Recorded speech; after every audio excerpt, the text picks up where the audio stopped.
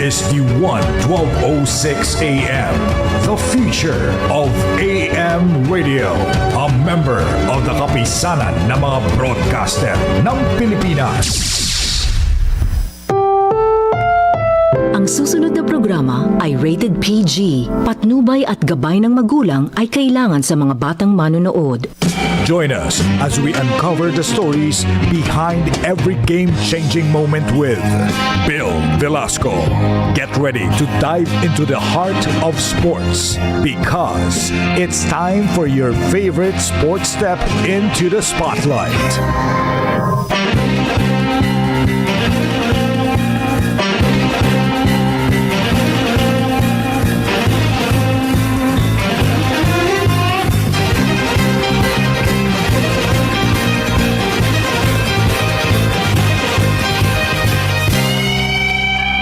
Isang napakagandang umaga po sa inyong lahat, teammates.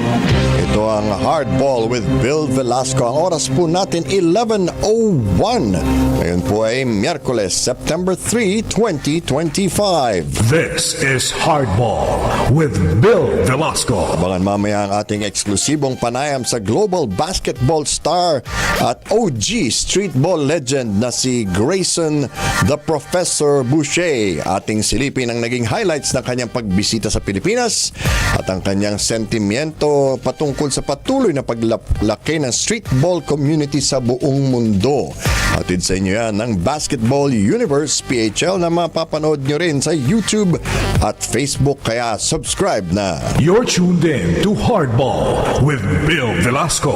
Tutukan din ang ating interview sa Filipino mountaineer na si Rick Rabe, ang unang Pinoy na nagawang umakyat sa Mount Everest matapos ang halos 2 dekada. Hardball with Bill Velasco. Bago tayo magpatuloy, sundan kami sa aming mga social media accounts. Sa Facebook, DWAN 1206 AM. Sa YouTube, DWAN.1206 AM. Sa TikTok at DWAN 1206 AM. At sa Instagram at DWAN 1206 AM. This is Hardball with Bill Velasco. Sa ulo ng ating mga balitang sports ngayong Miyerkules, matagumpay ang naging pagsisimula ng Filipina tennis star na si Alex Ayala sa Guadalajara 125 Open matapos niyang dominahin si Ariane Hartono ng Netherlands 6-2, 6-2 sa first round ng naturang kompetisyon sa Mexico nitong umaga ng Miyerkules, oras sa Pilipinas. Matapos ang kanyang makasaysayang panalo sa US Open, pumasok si Alex sa WTA 125 Open bilang number 2 seed ng wildcard tournament. Sumandal ang 20-year-old tennis sensation sa kanyang rumaragasang service game na hindi nagbigay ng pagkakataon para makaporma ang kanyang katunggali. Ito ang ikalabing isang laban sa pagitan ni Alex at ng Netherlands star. Ang huli ay noong W100 Bengaluru tournament na ginanap sa India noong Enero, kung saan nanalo rin si Alex 6-2, 6-1. Matatandang gumawa ng kasaysayan si Alex sa nagdaang US Open matapos niya maging kauna-unahang manlalaro mula sa Pilipinas sa Open era na nanalo ng isang singles major seniors tournament o match sa isang Grand Slam tournament. This is Hardball with Bill Velasco. Matapos ang isang buwang pagpapagaling mula sa back injury, handa na ang Olympic pole vaulter na si EJ Obiena sa kanyang ikalawang World Athletics Championship stint. Sasabak ang 29-year-old national team standout sa World Championships na gaganapin ngayong Setyembre sa Tokyo, Japan. Matatandaan noong 2023 World Athletics na sungkit ni Obiena ang silver medal sa Budapest na matapos ang kanyang 6-meter performance. Magaganap ang qualifying round ng Miss Pole Vaulting sa September 13 habang 2 araw naman pagkatapos niya magaganap ang finals. Pagkatapos ang kanyang nakatakdang kampanya sa World Championship, agad na babalik sa bansa si Obiena para sa Atletang Ayala World Pole Vault Challenge na gaganapin sa Ayala Triangle Garden sa lungsod ng Makati sa darating na September 20 at 21. You're tuned in to Hardball with Bill Velasco. Sa basketball, matapos ang ilang linggo ng negosasyon, ibinenta na ng Northport ang prangkisa nito sa Pure Blends Corporation, isang ilang buwan bago ang pagsisimula ng makasaysayang ika-50 season ng PBA. Tinatayang 90 million pesos ang naikasang halaga ng franchise stock and barrel na babayaran ng Food Manufacturing Corporation sa Northport. Bagamat nagkasundo ng dalawang grupo, kakailanganin pa rin ng Pure Blends ang makuhang majority vote, 2/3 po yan, ng PBA Board of Governors o ang boto ng 8 mula sa 12 prangkisa para maisapinal ang franchise purchase. Inaasahang nakatakdang magpulong ang PBA Board ngayong araw para simulan ang usapin patungkol sa nasabing franchise sale. Pagmamayari ng UST alumnus na si Brian Calantok ang Pure Blends na lumapit sa posibilidad na maging pinakabagong PBA team owner. Kapalit ng Northport franchise ni dating congressman at business tycoon na si Mikey Romero. Matatandang pumasok si Romero at ang Northport noong 2012 sa PBA matapos niyang bilhin ng kanyang kumpanya na Sultan 900 Incorporated ang prangkisa mula sa Powerade Tigers. Nang makuha ang go signal ng PBA board, wala pang inilalabas na pahayag ang Pure Blends kung pananatiliin nila ang coaching staff sa Northport sa pangunguna ni head coach Bonnie Tan. Sa ngayon, ang ilan sa may live contract sa Batang Pier ay sina Calvin Abueva, Joshua Monzon, kasama sina Fran Yu at Evan Nell. Dagdag pa rito, hawak ng Northport ang number 4 pick sa paparating na draft na pinagbibidahan ni Juan Gomez de Leaño, Jason Brickman, Gio Chu, Dalf Panopio at Will Gozum. Hardball with Bill Velasco. Marami pong kailangan mangyari bago matuloy ito. Unang-una, yung 2/3 majority kung may ibang team o may ibang korporasyon na miyembro ng PBA na isiping magiging competition nila ang Pure Blend sa merkado, baka harangin din po ito. Pero ang problema po dyan ay mabubungi naman ng PBA kung hindi matuloy itong sale dahil mukhang ayaw na rin ang Northport. No? Yung Northport po ay mahalin tulad natin yan doon sa dating Santa Lucia Realty. They did not really need to advertise, no? Kasi services nga sila, service company sila na iilan lang naman ang kliyente nila, kaya hindi naman sila kailangan magkaroon ng advertising campaign. Hilig lang talaga ng may-ari yung basketball. If you remember, Mikey Romero set a record in the PBL nung siya pa ay team owner doon at sinubukan niya ng pumasok pa sa PBA dati pa. Ngayon, maganda dito, this is a new company, new life, new blood will be injected into the PBA in its 50th season.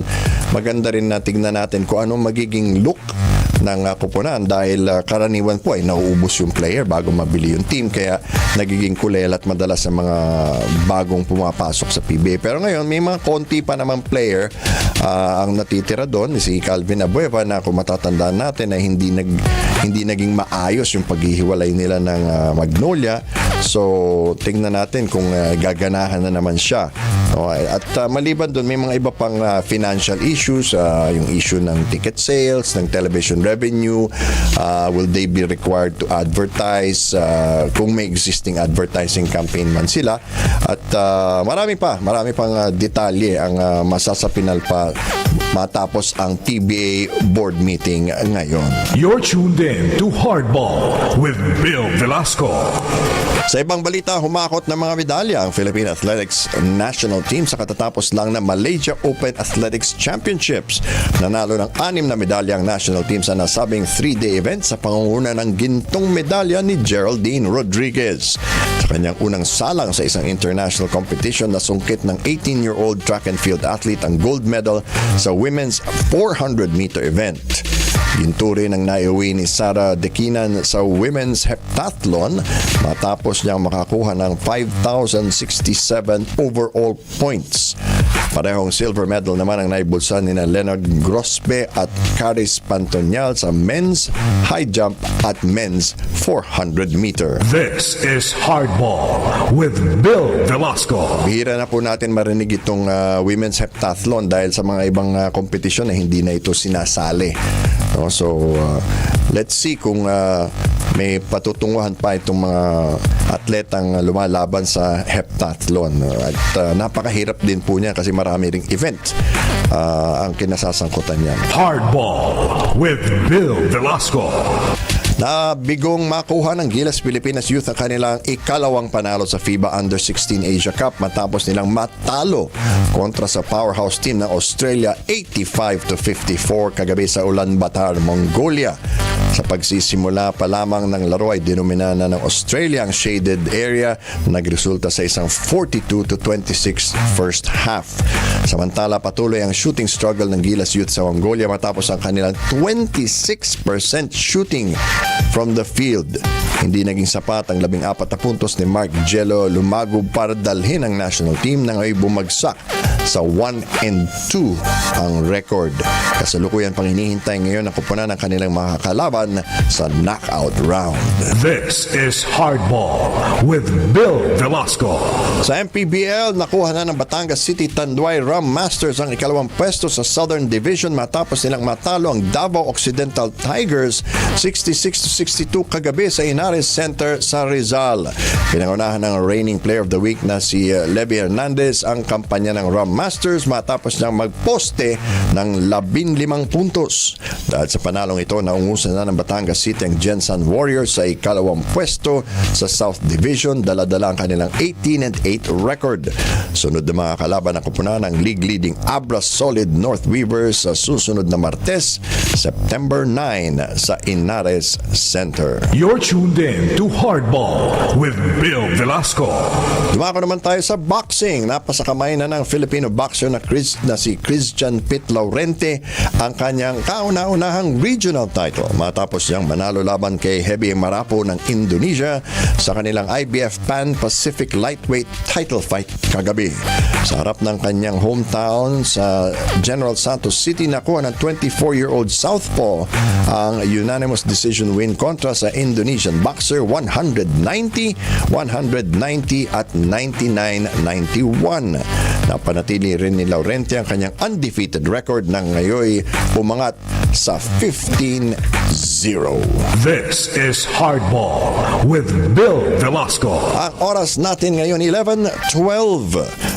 Time out muna tayo sa ating pagbabalik. Abangan ang ating eksklusibong panayam sa global basketball star at OG streetball legend ng DWAN mixtape na si Grayson the Professor Boucher. Ating silipin ang naging highlights ng kanyang pagdalaw din sa Pilipinas at ang kanyang sentimento patungkol sa patuloy na paglaki ng streetball community sa buong mundo. Hatid sa inyo muli yan ng Basketball Universe PHL. Kaya subscribe na sa YouTube at Facebook. Huwag kayong bibitiw. Magbabalik pa ang Hardball with Bill Velasco. Turn up the energy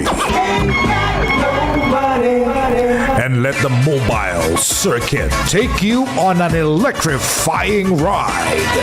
Every Friday night, experience the ultimate party vibe as the hottest mobile DJs light up the airwaves.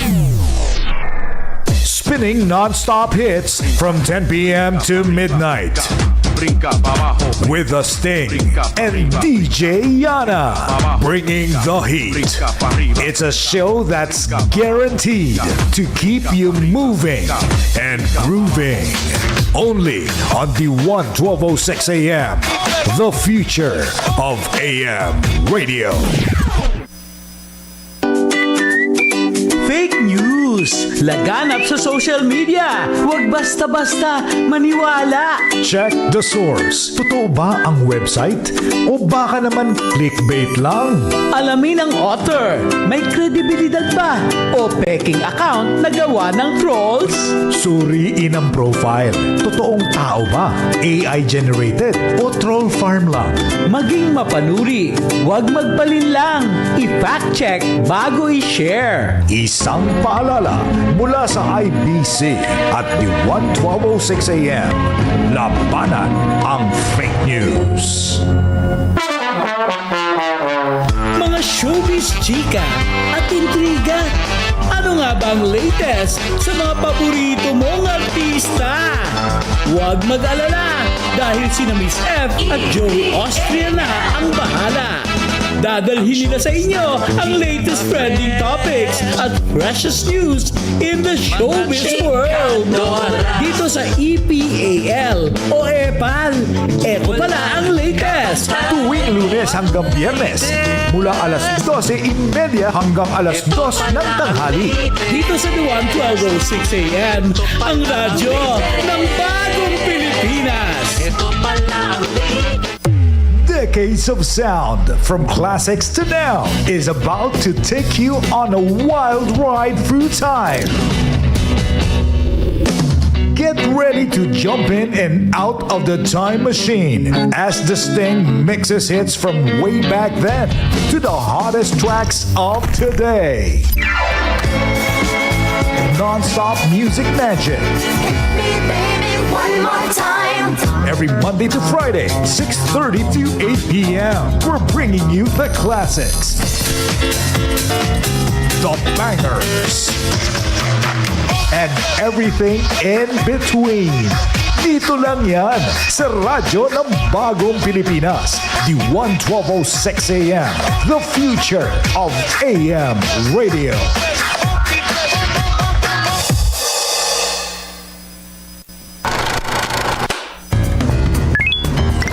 Are you stuck in your thoughts again? Join us every night as we dive into Gen Z dilemmas, life's awkward moments, and the occasional realizations. Catch Overthoughts with Sam and Joe, where overthinking has never been more fun or this chaotic. Mondays to Fridays, 8 to 9 p.m. before PCSO Lottery Draw. Only here on the 1206 AM, the future of AM radio.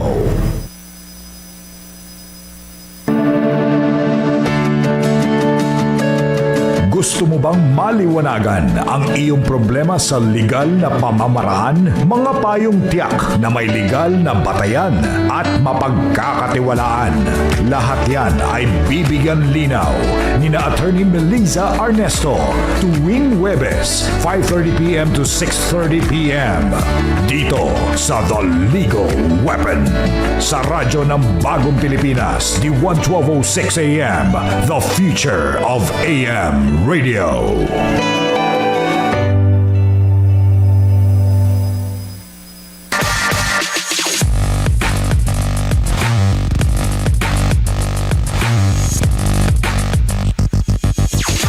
Now that street basketball has evolved in 3x3 and even an Olympic event, what impact has this had on young basketball players internationally?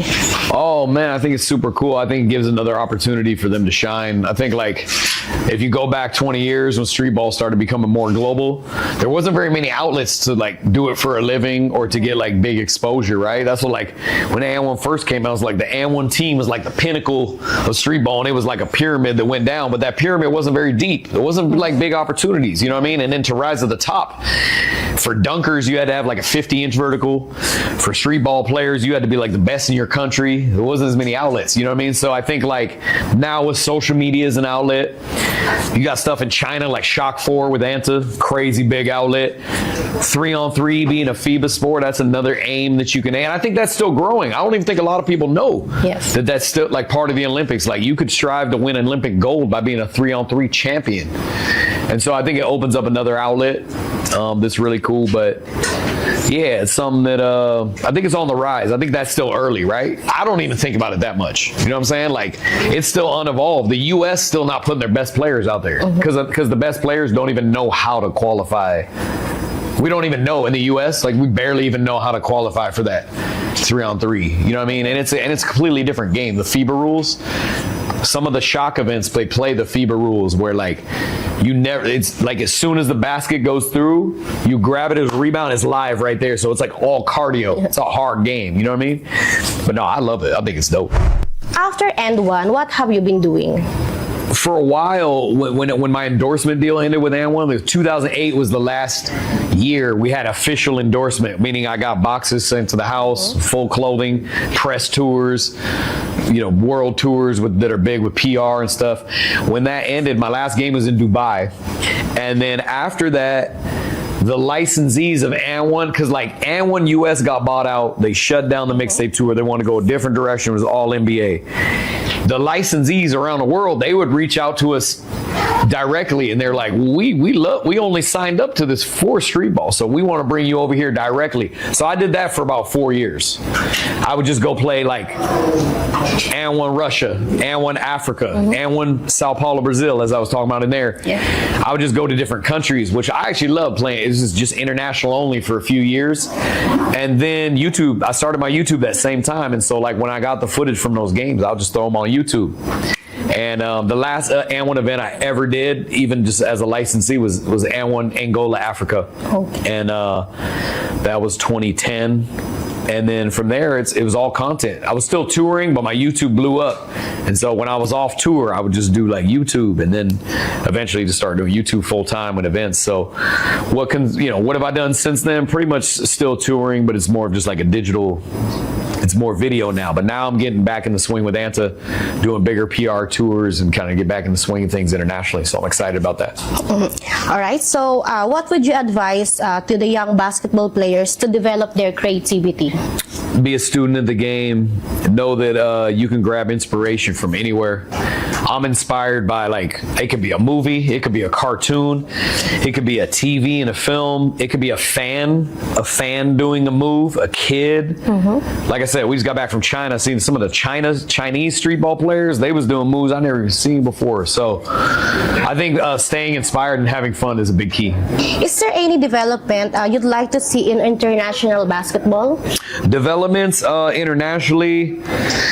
Good question. I think we're planting the seed for Anta. I would love them to see what Anta's all about, and for the Shock 4 and that whole culture to continue to grow overseas. Like that, now it's my mission being a part of the Anta family. Like, yes, it's the spread of street ball across the world, but it's dressed in Anta, and like we're helping build this brand. But this is a great brand. I think more people knowing about this is going to be a great thing, because now it's planting the seed in Southeast Asia, it's planting the seed in UAE, planting the seed in America. You know what I'm saying? We got a Beverly Hills store opening up next month. It's going to be really big. That's like the first store in the United States.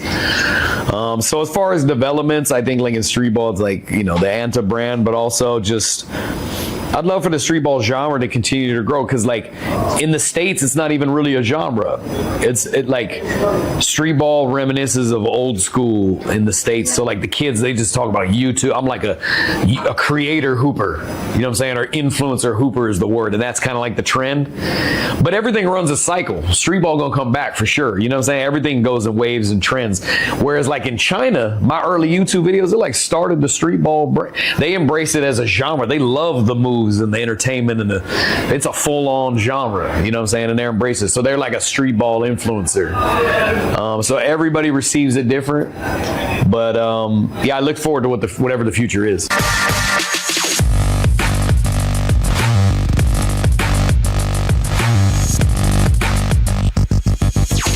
Magandang umaga! Bagong Pilipinas. Mas pinalakas at mas pinaigting ang inyong himpilan ng radyo sa umaga. Agahan na may kabuluhan. Sabay-sabay nating tunghayan ang maiinit at mahahalagang balitang hatid para sa inyo. 2 oras na balitaan ng may tamang impormasyon at malasakit. Kasama sina Alice Noel at Sherwin Eslava. Mula alas 6 hanggang alas 8 ng umaga. Dito lang sa radyo ng Bagong Pilipinas, the 1206 AM, the future of AM radio. Decades of sound, from classics to now, is about to take you on a wild ride through time. Get ready to jump in and out of the time machine as the Sting mixes hits from way back then to the hottest tracks of today. Non-stop music magic. Hit me, baby, one more time. Every Monday to Friday, 6:30 to 8 p.m. We're bringing you the classics, the bangers, and everything in between. Dito lang yan sa radyo ng Bagong Pilipinas, D1 1206 AM, the future of AM radio.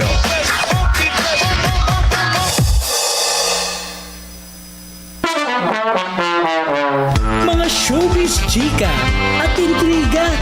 Ano nga ba ang latest sa mga paborito mong artista?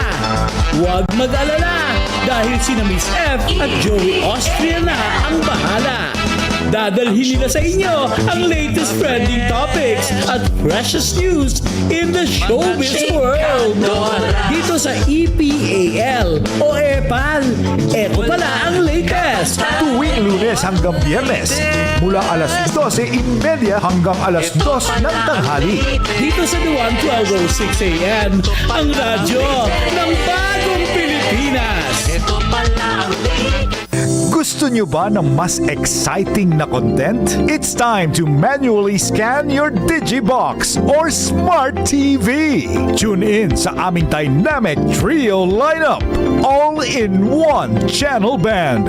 Abangan ang Congress TV sa Channel 13.2 for the latest updates and happenings straight from the legislative halls. Enjoy your favorite shows na hindi lang siksik sa information, kundi punong-puno rin sa entertainment sa IBC 13 at Channel 13.1.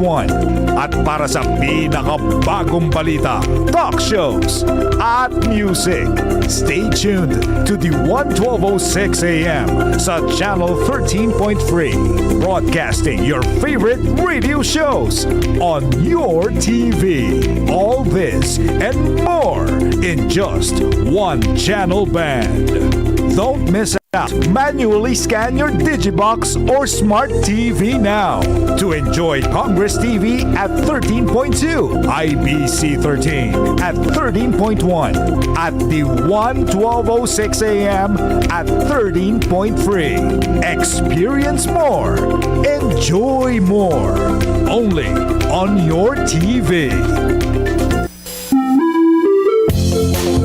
Mga kadiwan, ang pinaka-inaabangang programa sa radyo ng bagong Pilipinas, ang Kalogan, kalogan, kalogan, kalogan, kalogan, kalogan. kasama ang nag-iisang pangtanggal-umay na walang kapantay! Kaka Mark Logan! At syempre, kasama sina DJ Gabby at DJ Melody na laging games sa tawanan. Simula ng umaga na may tawa, kwento at kulitan. Makisaya tuwing Lunes hanggang Biyernes, alas 8 hanggang alas 9 ng umaga sa radyo ng Bagong Pilipinas, the 1206 AM, the future of AM radio. Kalogan, kalogan, kalogan, kalogan, kalogan, kalogan.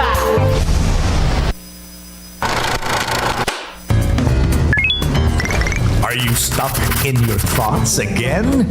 Join us every night as we dive into Gen Z dilemmas, life's awkward moments, and the occasional realizations. Catch Overthoughts with Sam and Joe, where overthinking has never been more fun or this chaotic. Mondays to Fridays, 8 to 9 p.m. before PCSO Lottery Draw. Only here on the 1206 AM, the future of AM radio.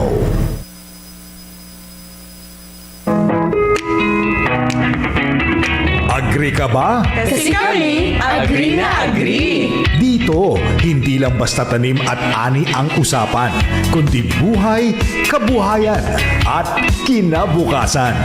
Agree ang bida at kaalaman ang ani.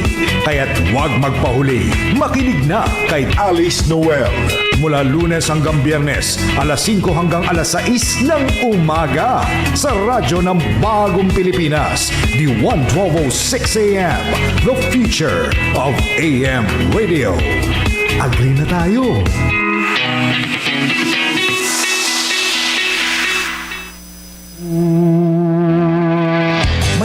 katanungan ka ba tungkol sa iyong karapatan o problemang hindi masolusyonan?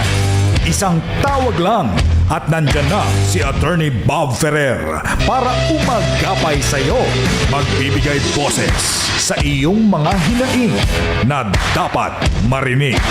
Bibigyang linaw yan dito sa Isang Tawag Ka Lang. Kasama si Attorney Bob Ferrer tuwing Lunes, 5:30 to 6:30 p.m. Dito lang sa radyo ng Bagong Pilipinas, D1 1206 AM, the future of AM radio.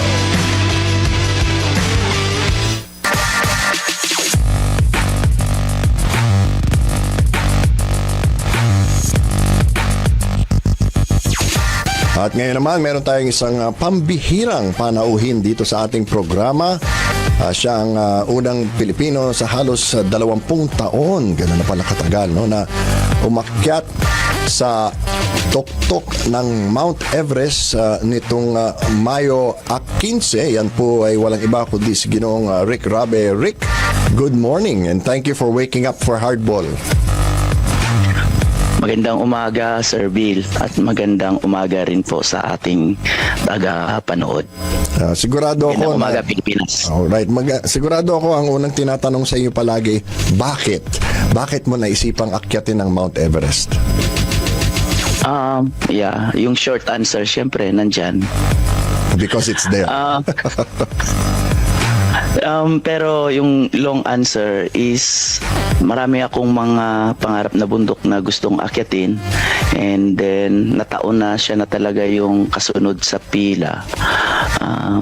Ayun. Okay, kasama ba yan sa gusto mo bang akyatin yung tinatawag nilang 7 summits, the highest mountain on every continent? Kasama ba yan? Oho. Okay. Paano nagsimula yung hilig mo sa mountain climbing? Dahil alam ko dati inaakyat mo yung Mount Makiling, yung mga ibang mas mabababang bundok dito sa Pilipinas. Paano nagsimula yan?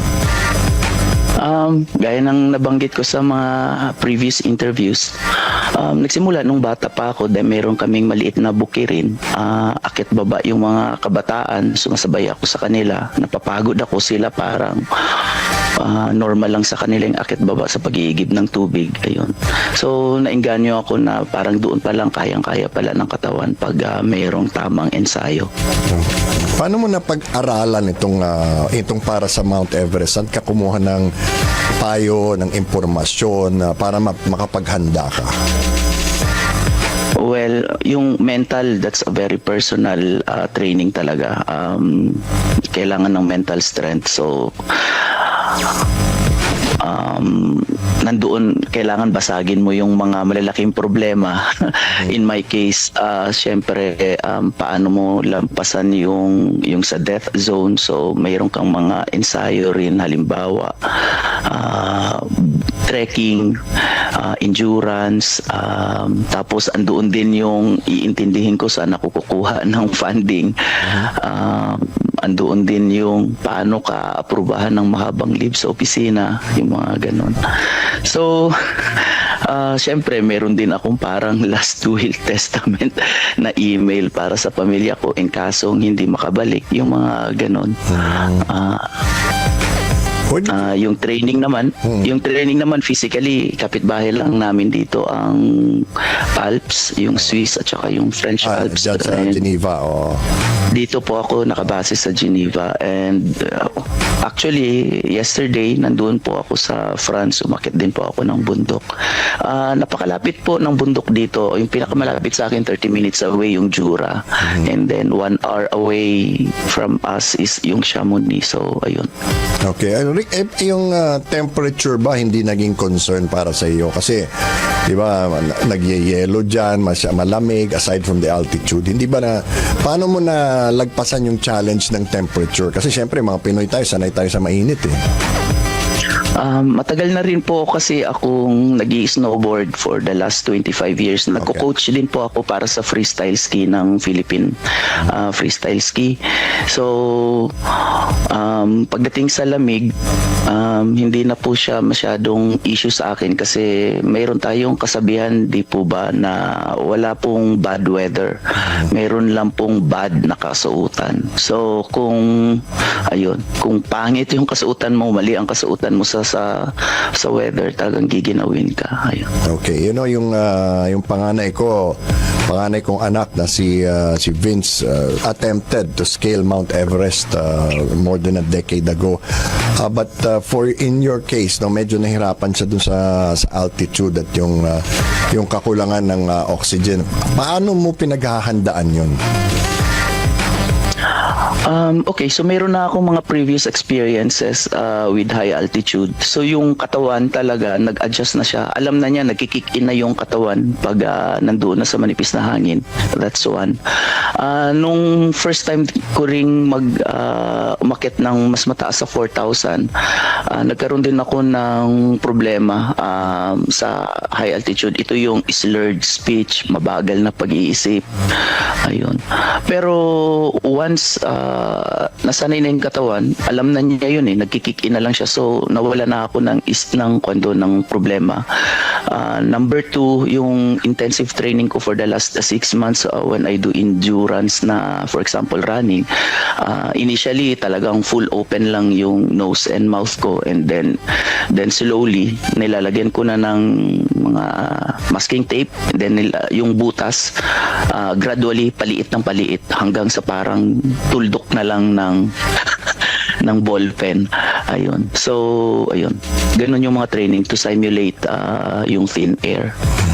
Paano yung pag halimbawa mga karaniwang tao, yung mga hindi mountaineer kagaya mo, at nagtanong gaano katagal ang preparasyon, kasi hindi naman yan libangan o basta-basta ordinaryong sport, no? How long will it take para mabago yung katawan mo para kayanin niya yung isang pag-akyat ng ganyang kataas?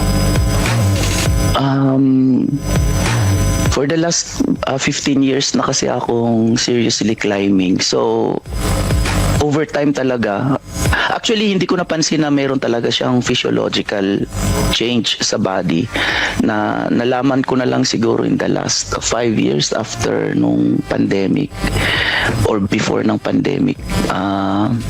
Tama ba computation ko? Oo. So mga around, in the last 10 years doon ko lang napansin. Okay, for example, in your case, go ahead please. So ayun, kailangan siguro incremental yung pag-akyat. Hindi talaga po pwede yung biglaan kasi mataas yung risk na mayroong negative health effects sa katawan pag nagugulantang yung katawan. Maganda yung incremental. At the same time, money wise, dahan-dahan ka rin mag-accumulate ng mga gears mo. Mahal kasi yung mga gears So nung time ko na mag-Everest, hindi na ganun kamahal sa part ko kasi yung mga downsuit na lang yung iintindihin ko kasi other than that, kompleto na ako ng gears. Okay, speaking of that, wala kang mga sponsor, wala kang nagpopondo sa iyo. Paano mo na nagawang umakyat ng Mount Everest na halos ikaw lang lahat ang bumuno? Ayun, partly sa savings and then the rest inutang sa bangko. Oh my gosh. So paano yan ngayon? So hinuhulugan mo ngayon yung pinang-akyat mo ng Mount Everest? Ganon na po. Okay. Di ba there's a point after base camp na yung tinatawag din na vertical limit, when literally the body starts to die. Paano mo pinaghahandaan yung ganong bagay? Kasi saan mo naman pwedeng insayuhin yun? Wala talaga. Walang pinagkaiba yan sa marathon. For example, sa experience ko sa marathon, so di ba 42 kilometers yun. But when you train, you only train somewhere 33 to 35 kilometers. And the rest, you do it on the day itself. So black hole. So ganun din ako sa pag-akit ko sa Everest. Meron lang akong experience na hanggang 7,000 katakutan. So essentially black hole din talaga sa akin yun. Kinakabahan din ako kahit sinong tao. So talagang lang talaga, nasa training lang talaga na magsa-simulate ako ng manipis na hangin. So for example, in my case,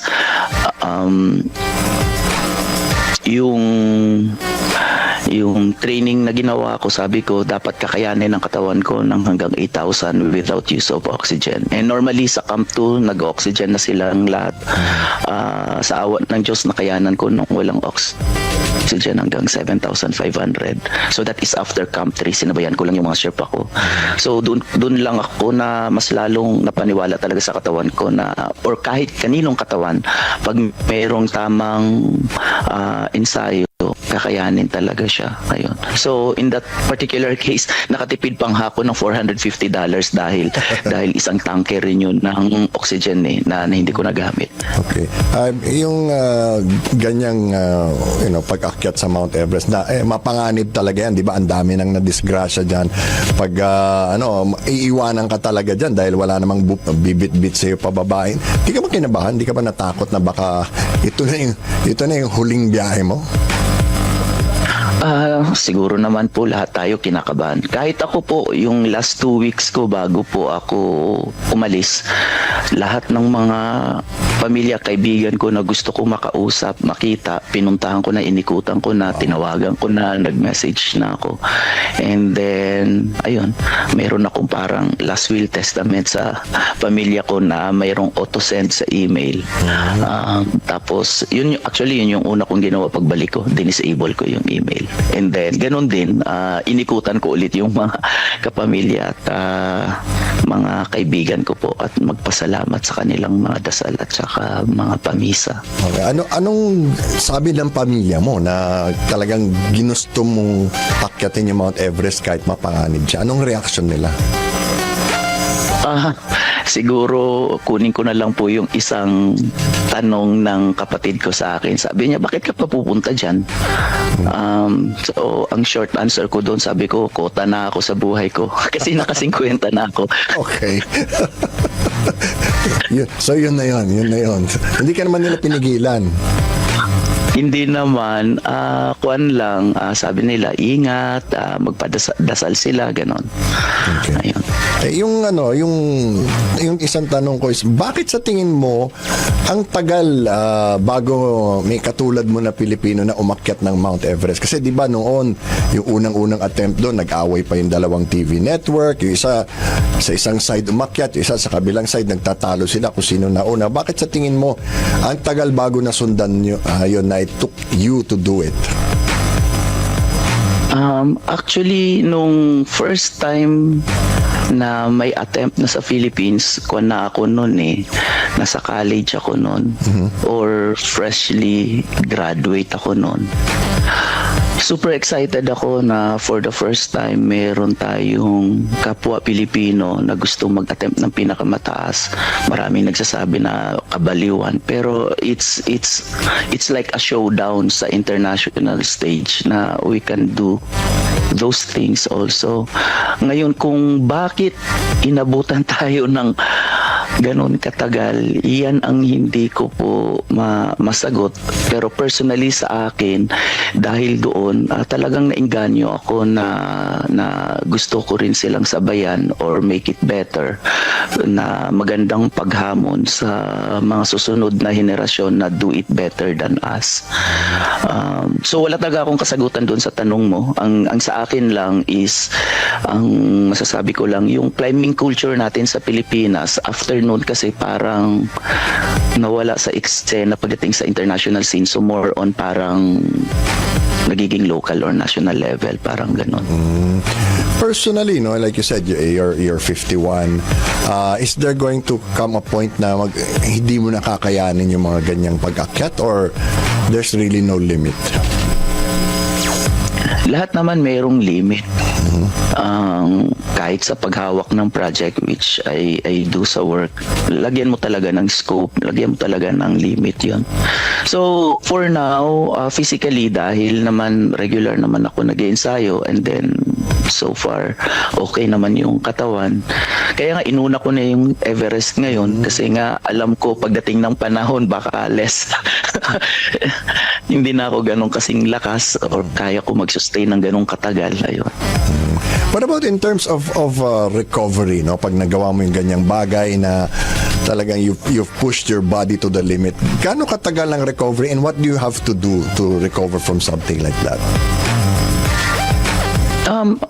Mabilis mag-recover yung katawan ko sa lahat ng climbs ko, pare-pareho. The next day, nasa office na ako. Same story po sa Everest dahil sa tinagal ng absent ko. Dumating ako dito nung hapon, kinaumagahan, nasa opisina na po ako. So walang mga sakit ng katawan, sakit ng ulo, walang residual effects? In fact, yung residual effects, more on the positive side. Kasi galing ka sa taas, di po ba? So, punong-puno po ng red blood cells yung katawan mo kasi nag-adjust siya sa manipis na hangin. Wow.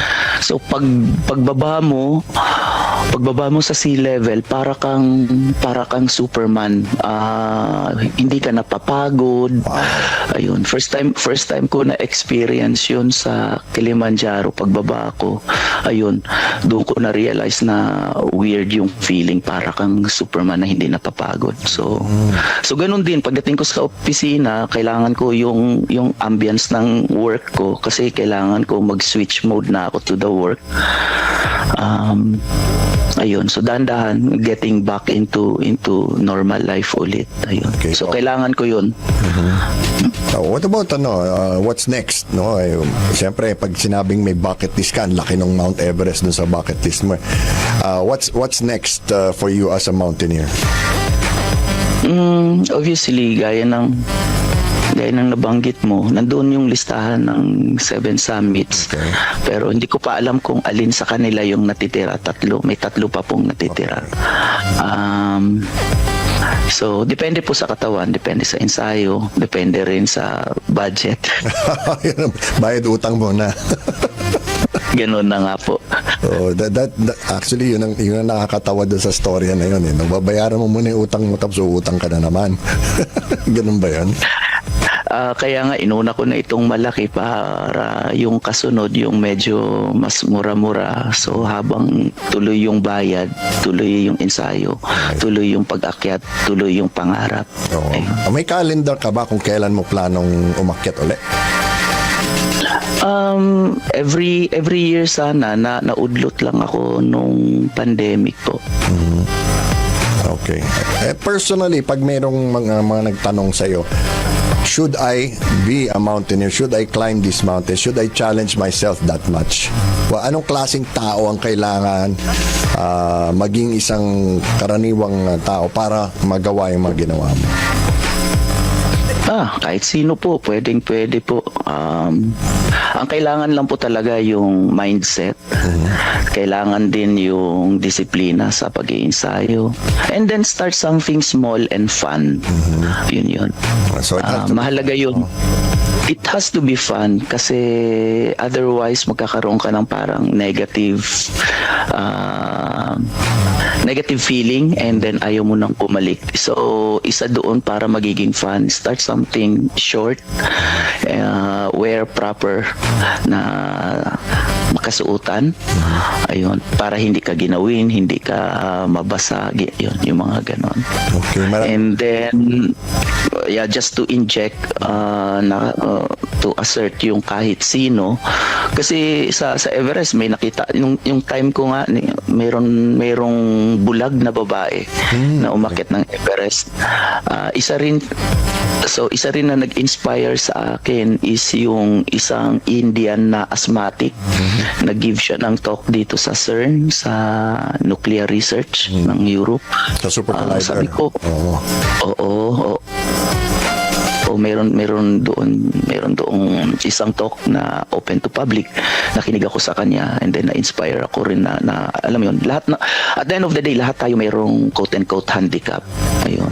Lahat tayo mayroong problema, lahat tayo mayroong, alam mo yun. May issue. Pero correct. O yun. Pero kaya mo talaga siyang lampasan nasa tamang pag-iisip. Ayun. So, yun na nga. Ganun pa man, kung hindi man Everest na Everest yung inakyat mo, lahat tayo mayroong mga proverbial Everest. So, at the end of the day, yun, kayang-kaya nating lampasan yung mga ganong klaseng problema or challenges. Okay, maraming salamat, Ricky. It's a very inspiring story and we hope you can continue and be successful in conquering the mountains of the world. Maraming salamat din po sa inyo for having me.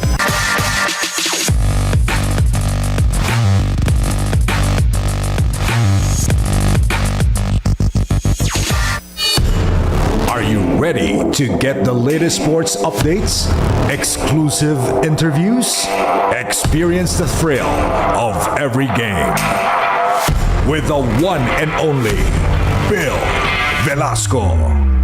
Immerse yourself into the stories that shape each fleeting moment, straight from your favorite sports icons.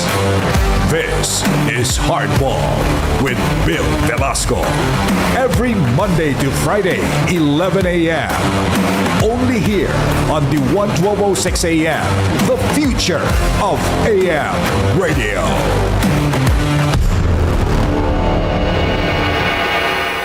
Narito na ang programang katuwang mo at ng komunidad sa pag-unlad.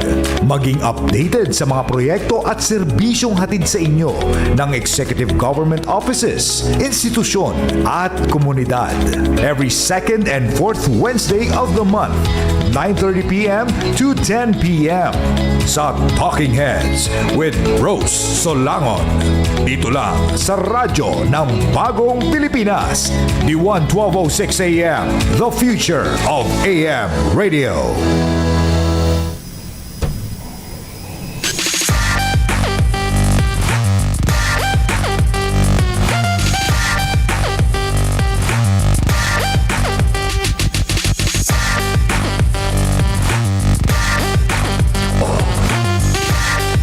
You're tuned in to Hardball with Bill Velasco. Hardball with Bill Velasco. At bago tayo magtapos, muli ko po kayong inaanyayahan na mag-like, share, subscribe at follow sa ating mga sports channel, ang Basketball Universe PHL at ang Women Who Win sa YouTube at Facebook. At pag lumago pa po ang ating viewership doon at ating mga subscribers, magpaparaffle na po kami ng merchandise.